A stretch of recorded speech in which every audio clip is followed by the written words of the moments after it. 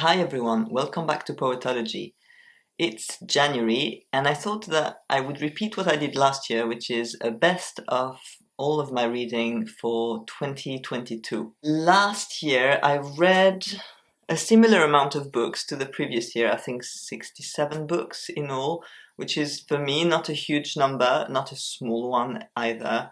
It seems to be the rhythm I've settled into lately, so I'm fairly happy with it.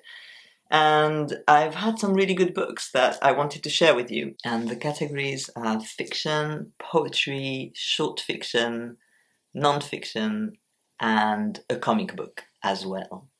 I'm holding this as a placeholder for the book I read earlier this year, which was The Book of Form and Emptiness by Ruth Odzeki. The previous year I had read this one and it was one of my favorites. And in fact, I think I prefer this to the Book of Form and Emptiness. I bought Odzeki's latest novel when I was in New York. You can watch the video about that here. And I love the Buddhist themes in her book, as well as the really sensitive treatment of characters. You really feel a love for people in all of their strangeness and the difficulties that they face. It's very well written, very enticing. So I think A Tale for the Time Being came across as more original to me and in that sense more special, but I also really love this recent novel, especially the part of it that takes place in a library and all the strange characters you meet who converge there. My second favorite book was The Absolute Book by Elizabeth Knox, and this one and the next one are actually far from perfect. I don't think I love them entirely, but there were aspects of it that I loved, and I got really into them, at least for a while. And this was the case with this and The Absolute Book. I enjoyed the fantastic theme. I wanted to read something about fantasy, and this narrative has two parallel worlds, and one is our present contemporary world, especially in England, but also elsewhere, and the other world is the fairy world. And I thought they were very well interlaced and I found it really immersive. But after a while, it's sometimes a bit long and sometimes a bit confusing because it's also kind of a thriller and it's so many different things at once that it was hard to stay with it the entire time. However, there are lots of literary references throughout the entire narrative, and that's another thing that was really compelling for me. And the last one in the fiction category is Shelter in Place by Alexander Maxick. And this book, I absolutely loved the first third of it. So the first third, or maybe the first half almost, I love the way it's written and the pathos of it, how dramatic it is. There's so much foreshadowing and such a strong sense of doom, of inevitable fate somewhere in the distance that can't be averted. And that worked so well for a while, but then it became too much, way too much. And also the narrative took an unexpected turn with a lot of violence, like a very violent event that I'm not sure is justified. I don't want to say too much in case you end up reading it, but there was for me such a sensitive portrayal of mental illness as well, because the main protagonist has extreme moods and how it comes from his mother partly, or he suspects his mother might have gone through similar challenges. So that was very powerful, but unfortunately I can't say it was an amazing book because of how it went on and on and on, despite the beauty in it. I'll just read an excerpt from it. Soon he will go out of the truck, collect my things, and deliver them to my new room. He'll move quietly as I fade in and out of sleep. He will turn on a lamp and light a fire. I will fall deeper. I will dream. Some of this I will know by the sound, by the smell. Some I will only know later, when I find my clothes folded and stacked in the yellow dresser, my shoes neatly arranged on the floor of the closet, my jacket on a hook. Some I know in recollection, which is perhaps not to know at all. But all of it happened. This is a poetry channel, so let's move on to poetry now. You won't be surprised to see me showing this book again because I've mentioned so many times. This is We Want It All, an anthology of radical trans poetics, edited by Andrea Abikaram and Kay Gabriel. And I've shown it many times, but last year I finally finished reading all of it. It's a poetry anthology of trans writers, many of whom are US based and tend to write in a very innovative, kind of broken down fashion. I just loved seeing so many transgender voices in one anthology, and I highly recommend it.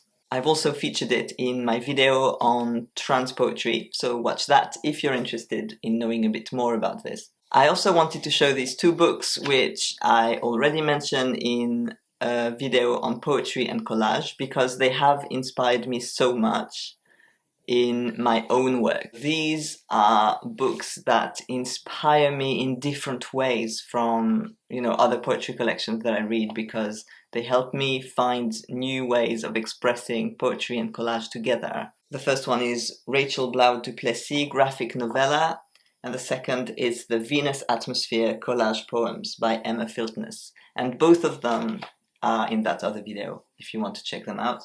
And I also wanted to mention all of the wonderful poets I've interviewed this year whose work is amazing. So here we've got Matt Hay, Maria Jastrzębska, Caleb Parkin, Leo Bois, and Yulia David.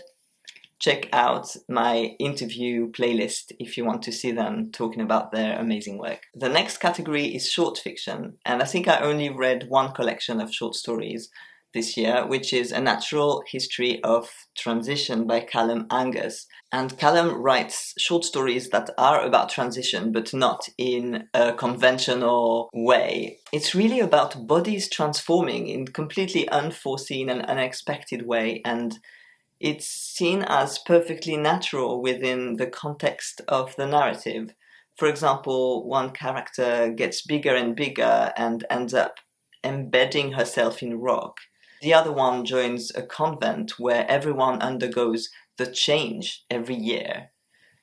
And there are other stories like that. So they're very surprising, very innovative. I've never read anything like this, and it's pretty great. In the non-fiction category, I think my favorite read of this year, which is a book that came out in 2021, is Ill Feelings by Alice Hatrix.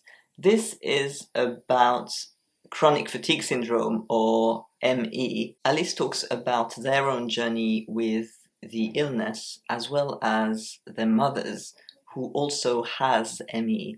And they examine all of the cultural discourses around mysterious illnesses and ME in particular.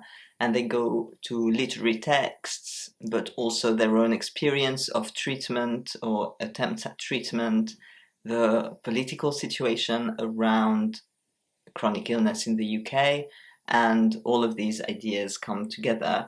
It's very meandering. It's not something that comes to a resolution. It loops back onto itself, but it's really fascinating. And because I have to come to terms with chronic health issues as well, this really helps me figure things out and giving me some space to think about these issues. I have two runners-up in the category.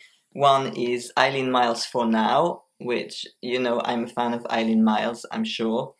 And this is their essays. It's actually a series of 3, I think, Yale lectures, and it was put together in book form, which is the case for the entire series. And Eileen Myles talks about writing, and they talk about their life, and there are excerpts there that I really love. I think the first essay particularly, I'm going to read an excerpt from it. It really takes so much time to become a writer, and you have to be able to roll in time itself. That was my experience, it seems to me, like a dog likes to roll in dead fish at the beach. But if you're somebody that wants to do that with your life, which is just waste your time moment to moment, I mean, it's great, I thought. I will waste it being a poet. I threw the gauntlet down, and what happened after that was nothing, and nothing is where I work. I recommend it. I love it. And this is a much older thing. It's an anthology on creativity and self-destruction called Live Through This. And I reread it last year. Actually, I got the second edition, second-hand as well. I had the first edition, which I read years ago, and I wanted more of it. It's pretty amazing. There are essays by Margaret Cho, Amanda Palmer wrote the foreword, there's Bell Hooks, Kate Bornstein, Eileen Miles, etc. And they all write a chapter about their struggle with mental health difficulties and how this is entangled with their art, and especially how their art might help them deal with those issues. So it's very varied. There's a bit of everything, but it's a theme that really touches me and is so important to me. And if you can get a hand on a second-hand copy, I recommend this. To finish, I also like comic books, even though I don't always talk about them here. I just wanted to mention this one to complete our trans theme that apparently runs through this selection. Call Me Nathan by Catherine Castro and Quentin Zution, which is translated from French by Evan McGorray and was published in English in 2022 for the first time. So I speak French, but I didn't have it in French, I just found it in English. And it's a transition narrative about, a young man who comes out as trans and what he goes through to transition. He lives with his family in Paris. You can see his family coming to terms with it. You can see him interacting with his peers at school and with his cousins on the summer holiday. And it's just how he moves through all of this, how he experiences all of the difficulties and joys that come with being a trans guy. It's a fairly traditional transition narrative, but it's represented very sensitively, and the pictures are very nice too. I think it's a good book to read in and of itself, but also to give to someone who may be affected by these issues. So that was my selection of books that I read in 2022 that I wanted to talk about. I would love to know what you read and liked last year and what you're thinking of reading this year. I will see you again very soon with the next video. Bye!